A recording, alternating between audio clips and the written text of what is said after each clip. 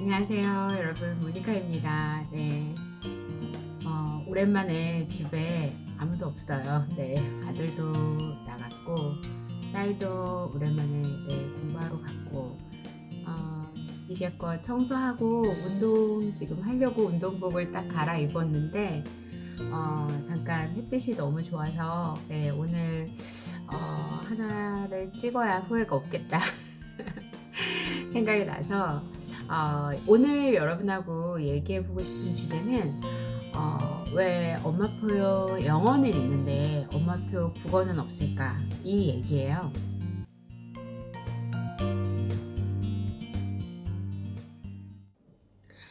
자, 엄마표 영어 어제 제가 이제 밤에 그런 비슷한 글을 썼었어요. 제 인지님께서 스페인에 계시는데 그 스페인에 있다가 고등학교 때쯤 돌아오신데 그때 국어가 되게 걱정된다 이렇게 말씀을 하셔서 그 내용을 가지고 이제 이런저런 얘기를 하다가 그러면 이제 제가 좀 올리기도 했는데 초등 글쓰기라는 요 책이에요. 네, 근데 이제 공부머리를 완성하는 이라는 타이틀이 붙어 있죠. 그러니까 여기 뒤에 보면 글쓰기 그 자체가 공부하는 과정이다 이런 말이 있어요. 그러니까 사실 저도 어렸을 때 아이 키울 때 한글이 중요하고 뭐 글쓰기가 중요하고 이런 말들을 많이 들었어요. 근데 사실은 아이가 그냥 책 읽는 걸 좋아해서 읽혔을 뿐이고 그러다 보니까 영어를 좀 늦게 시작하게 된 거예요. 그러니까 저희 아이들은 전부 다, 그러니까 어렸을 때 뭐 서너 살, 둘째는 이제 큰아이 기준으로 얘기를 하면 큰아이 한 대여섯 살 때부터 들려주는 걸 시작했지, 뭐 요즘 어머님들처럼 막 태어나면서부터 막, 세네 살부터, 두세 살부터 막 이렇게 하지는 않았거든요. 그러니까 그때는 그냥 제가 영어도 잘 몰랐고, 그랬기 때문에 저는 그냥 책 읽어주는 거, 한글 읽어주는 거 밖에 몰랐던 것 같아요. 근데 이제 아이가 크다 보니까 그때 이제 엄마표 영어라는 걸 알게 되고 한창 아이가 책에 빠져 있는데 갑자기 어느 날 이렇게 불현듯 이러다 영어를 못하는 게 아닐까 이런 생각이 드는 거예요. 이제 그래서 그때부터 이제 조금씩 들려주기 시작을 하면서 엄마표 영어를 한번 해보자 하고 마음을 먹었었죠. 그러니까 저 같은 경우는 먼저 한글을 국어 그 책 읽기 레벨을 많이 올려놓은 상태에서 영어를 나갔었어요. 근데 이게 처음에는 제가 내가 너무 잘못했다라고 생각을 했었던 것 같아요. 너무 늦었나 뭐 그래서 되게 동동거렸던 것 같은데 아이를 다 키우고 나서 20살이 된 아이를 바라보고 입시도 겪어보고 초, 중, 고를 다 지나오고 나서 느낀 점은 뭐냐면 영어를 먼저 알려주는 것보다는 국어를 먼저 알려주는 게 맞았구나. 이런 생각이 저는 좀 들더라고요. 물론 제 개인적인 경험이지만 영어를 알려준 거 먼저 이렇게 접하고 막 이렇게 요즘 어머님들처럼 충분한 국어가 읽기도 전에 영어를 막 먼저 같이 하시잖아요. 그러니까 정답은 없는데 제 아이 같은 경향에는 그게 맞았고 물론 제가 무지해서 그랬을 수도 있겠죠. 무지해서 그랬을 수도 있고 두 개를 같이 나갔을 때 굉장히 잘 해나가는 분들도 많이 봤습니다. 그리고 무조건 왜 영어를 먼저 해야 된다라고 생각하시는 분들이 계시는 것 같아요. 그리고 영어에 대한 비중이 내 마음속에서 훨씬 더 클지 몰라요. 근데 그게 사실은 제가 지나와 보고 나니까 그게 그렇게 옳은 선택은 아니다라는 말씀을 제 개인적인 주관에서 한번 드려보자라는 생각이 들어요. 그래서 이제 제가 생각을 했던 게 왜 엄마표 영어는 있는데 엄마표 국어는 드물까?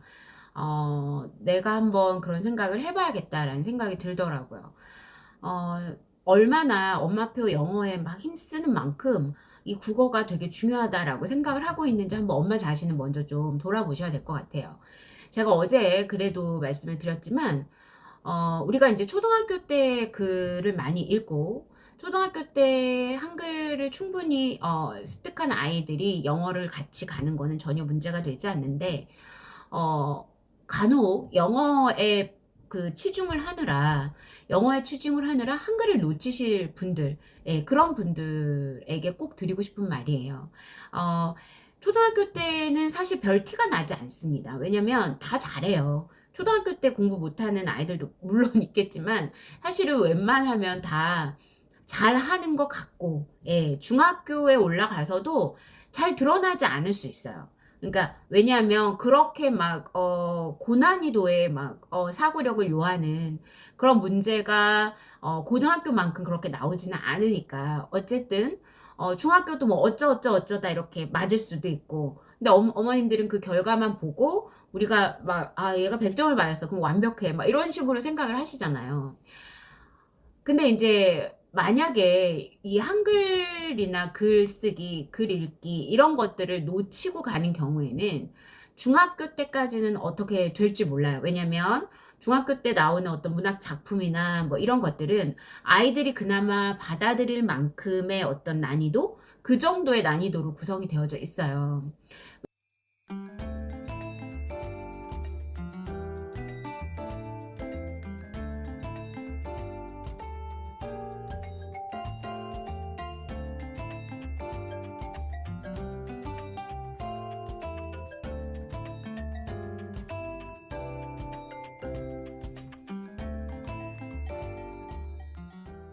왜냐면 이거는 제가 아이들하고 국어 공부를 하면서 알게 된 거거든요. 왜냐면 중학교 데뷔를 해서 국어책 그 작품들을, 문학 작품이나 이런 작품들을 읽을 때에는 그렇게 어려운 작품이 없었어요. 그냥 시대적 배경과 시점과 그다음에 줄거리와 그 화자가 무슨 말을 하는 건지, 왜 이런 의도로 얘기를 한 건지, 인물이 어떤지 뭐 이런 거 분석이 금방금방 가능했단 말이에요.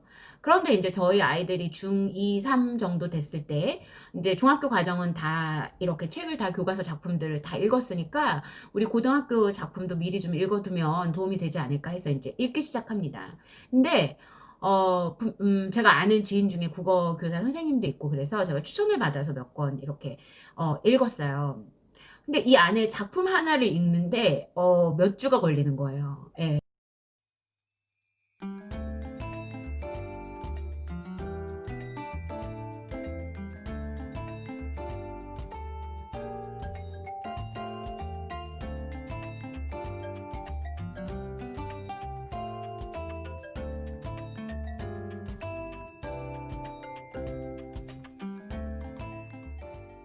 한 주에 하나씩 끝났었는데, 그만큼 왜 그러냐면 아이들하고 이렇게 아이들이 그동안 중학교 과정은 이렇게 묵독으로 이렇게 자기네들끼리 이렇게 읽어 와도 충분히 이해가 됐었는데, 아이들이 다 하는 말이 "선생님 읽었는데 무슨 말인지 모르겠어요." 이러는 거예요.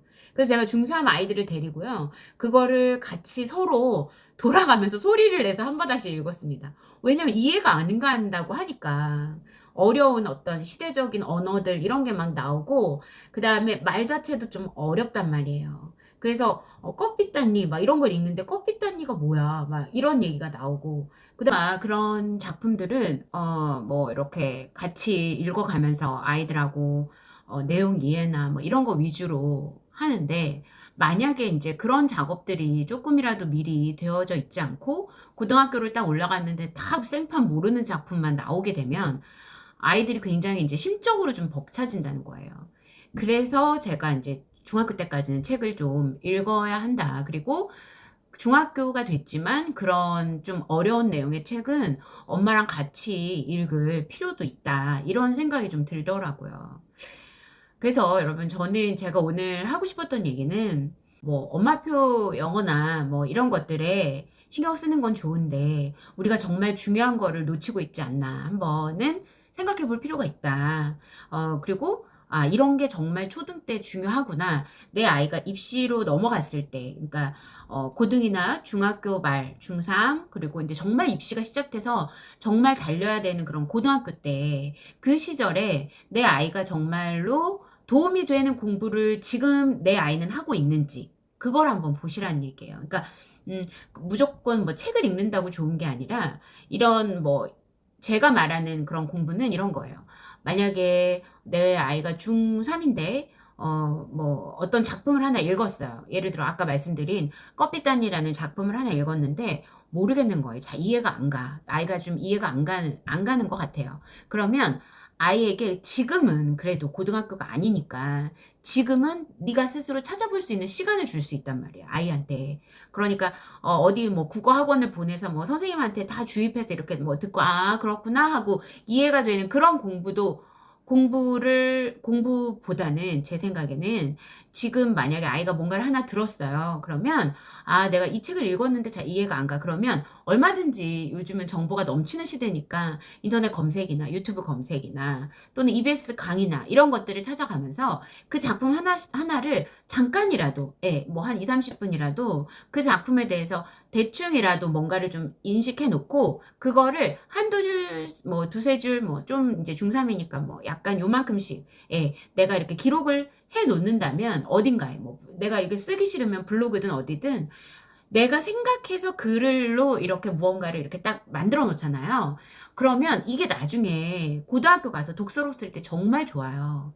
정말 좋고 왜냐면 그때 사실 읽은 책 읽고 제가 쓸 수 없어요. 시간이 없단 말이에요. 그동안 읽어 놨던 책을 가지고 그냥 재탕해서 쓰는 그런 아이들 많거든요. 그럴 수밖에 없고 다 모든 책들을 다 새로 읽어서 쓸 수 있는 시간이 없어요, 여러분. 그러니까 여러분들이 지금 읽고 있는 책 그러니까 중등 아이인 같은 경우는 여러분들이 지금 접하고 있는 책들 그런 책들을 반드시 그 종이 반드시 그러니까 내가 뭔가를 썼어요. 그럼 그 종이 반드시 기록을 해 놓으셔야 돼요. 그리고 타이핑해 놓으셔도 더 좋죠. 왜냐하면 해 놓은 거를 나중에 빨리빨리 검색해서 찾아볼 수 있잖아요. 그래서 아이가 중학생쯤 되면 그런 독서 기록은 이렇게 종이에다 글로 쓰는 거 아이들이 되게 귀찮아해요, 중학교쯤 되면. 제가 키워 보니까 그렇더라고요. 그니까 블로그나 인스타는 좀 검색하기가 샵 을 눌러서 검색하면 뭐 괜찮겠죠? 그렇게 하던가 아니면 인제 저는 따로 블로그에다가 이렇게 차곡차곡 쌓아 놔서 나중에 띠리릭 하고 검색만 하면 내 블로그에서 탁 나오도록 저는 제가 쓴 글도 그렇게 해 놓거든요. 그래서 맨날 이렇게 보면 새벽에 독서 기록 이런 거 올리는 이유가 그런 이유예요. 나중에 찾아보기 좋게 하기 위해서. 뭐라도 내용이라도 치면 나오니까. 그러면 그때 그 내용을 보고 딱 하면 그때 내가 썼던 게 생각이 나요. 그러면 그거를 빨리 독서록 쓰라고 하면 그 내용을 보고 다시 재구성해서 독서록을 빨리 쓰고 빨리 그 시간을 많이 안 들일 수 있는 장점이 있어요. 그래서 어렸을 때 읽어 놓은 책들이 다 고등 가면 도움이 된다라는 얘기예요.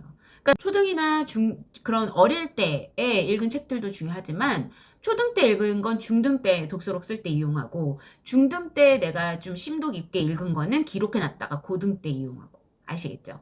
엄마표 국어가 그래서 좋습니다, 여러분. 학원에서 뭐 주어져서 다 일일이 관리해서 해 주는 것도 뭐 좋겠지만 여러분들 아이와 한 번쯤은 그렇게 '아 국어가 중요해.'라는 인식을 가지고 아이와 이렇게 그런 인식을 엄마가 하고 있느냐 안 하고 있느냐에 따라 내 아이가 좀 달라질 수 있다고 저는 생각해요. 그러니까 그 얘기를 좀 드리고 싶었어요. 영어만 중요한 게 아니라 지나 보니까 국어도 중요하더라. 저는 어쩌다가 국어를 더 깊게 아이들하고 한글을 좀 더 먼저 하고 이렇게 했던 케이스였는데 그렇게 해도 별 문제가 없더라라는 말씀을 드리고 싶었습니다. 짧게 하고 싶었는데 여러분 또 길어졌어요. 예, 마무리하고 얼른 편집해서 하고 후다닥 운동을 갔다 오도록 하겠습니다. 여러분 우리 건강이 제일이죠. 아프지 마시고 아픈 분들 네 저한테 메시지 많이 보내주시고 같이 이렇게 으쌰으쌰 해서 빨리 나으셨으면 좋겠고 읽으면서 정말 마음이 이 아픔 와중에 또 저 생각해 주시고 이래서 제가 그때 되게 예 울컥했었었어요. 그래서 여러분들께 너무나 감사드린다라는 말씀 드리고 싶고 12 월에 후원도 성공적으로 많은 분들이 네 해 주셔서 너무나 감사하게 작업을 할 수 있을 것 같습니다, 여러분. 그리고 제가 거의 2 주에 한 번 정도 보내거든요. 그러니까 한 달에 2번 보내는데 내용으로 따지면은 되게 많을 거예요. 그니까 러 2 번이 작다라고 생각하지 마시고 그게 제가 보낼 수 있는 최선이라서 예전에는 쪼끔씩 자주 보냈다면 이제는 쪼끔 모아서 한 번에 많이 예 이렇게 연결하는 작업들이 좀 많다 보니까 좀 그렇게 된다라고 좀 예 이해를 해 주셨으면 좋겠습니다. 여러분 오늘 네, 하루도 또 보람차게 보내도록 해요. 네, 운동 다 하기요. 네. 감사합니다. 네.